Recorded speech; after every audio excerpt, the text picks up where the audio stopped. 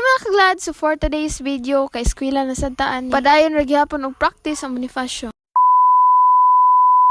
A day in my life as a student of Lorenzo S. Sarmiento Senior National High School. As usual, mora gyapon atong ginabuhat diri as a school. Kay wala pa man among advisor, nagpauban si Yamela sa ako. Adton sa namo ang iyang tindahan nga gipaloadan kay wala pa jud naabot ang iyang load. So iyahan na jung giadto. Awaod ako kay gisi kay nahuman na og load. Grabe dili na jud ta mabuhay no kung walay load. So dara day mga kupal diri sa among room, mora mga kiat kay mga dagway oh. Gisungog nila si Yamela kay gusto pa daw si Yamela mag-appeal sa video. Tas dili ko nila patubangon kang Yamela. Oh, dara siya pagwapa jud ni siya. Ang highlight sa akong vlog oh. A day in a life daw. A day in a life as a burikat. Sunana po na diri sa... Awa na lang jud oh. So gitarong nako kong liston kay padulong na mi didto sa gym kay mag-practice na sa gym. Turo na jud ni guys kay panagsara bitaw ning hip hop. Oh, nag-Dr. Wakwak pa sila dira kwak. Amis bitaw maging bata bay. So nana mong leader as usual. So guna sad mig practice. Pamaol after. Dara sila murag mga superior. So nahuman na jud among practice. Pauli na pud mi dito sa among room. Pangkapoy di na madrawing ilang mga dagway. Ligo na mig singot, grabe. Tas hagard na kay mga dagway. Dara na nanulod na sila sa classroom. Ilang mga naong laban daw para sa grado. Grabe dyan ni si Yamela, oy, energetic kaayo. Parang walang nangyari Llorens o Braxel, strong gapon.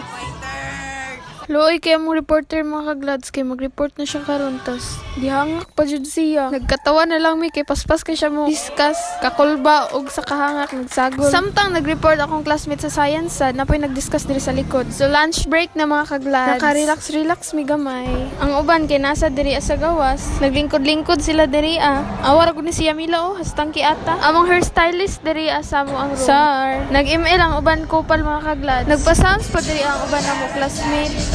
Makasaya sila sa tugtog. Grabe dyan si Paulo ba? Sagong saray talent.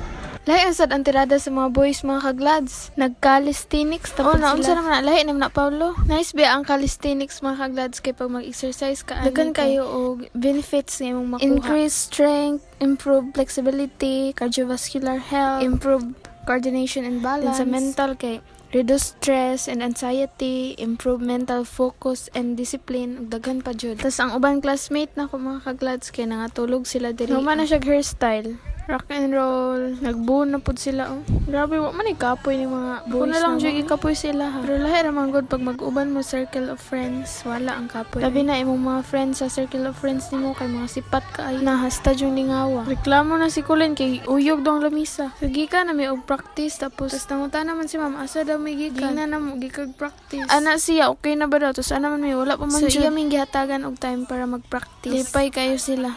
Iras nakasala na po, di pa place na to.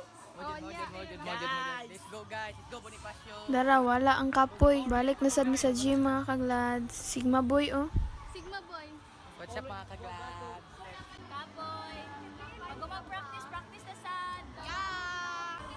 Looy kay si Risi. So after na mo mag-practice ng basketball sa ni sila diri igang na nigmay si Paulo ba kay ni Saka naman grabe oy hastang kapuya pamaol. Dili na mabangbang. From ulo to tiil ang pamaol oy. Si Llorens naunsa naman ni. Dara sila mga kaglads naglingkod gikapoy jud.